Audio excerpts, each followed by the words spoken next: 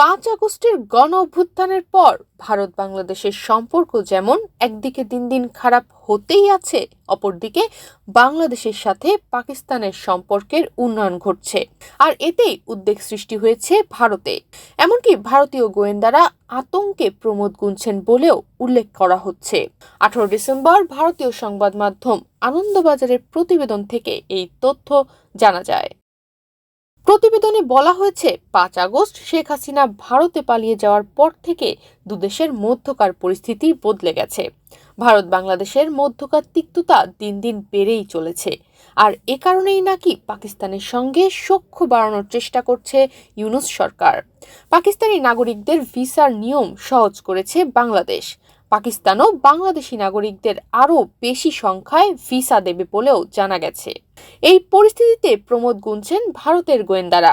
তাদের অনেকেই বলছেন, পাকিস্তান বিরোধী হওয়া সত্ত্বেও হাসিনা সরকারের আমলেই পশ্চিমবঙ্গ রাজ্যে বাংলাদেশি সন্ত্রাসীরা সংগঠন বিস্তার করেছিল।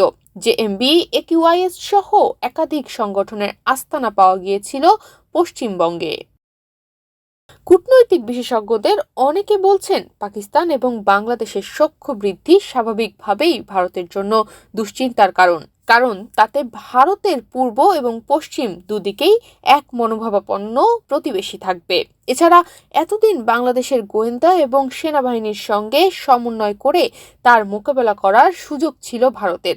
কিন্তু সরকারিভাবে বাংলাদেশে পাকিস্তানের প্রভাব বৃদ্ধি হলে ভারতের পক্ষে জঙ্গি দমনে সমন্বয় সাধন কার্যত অসম্ভব হবে।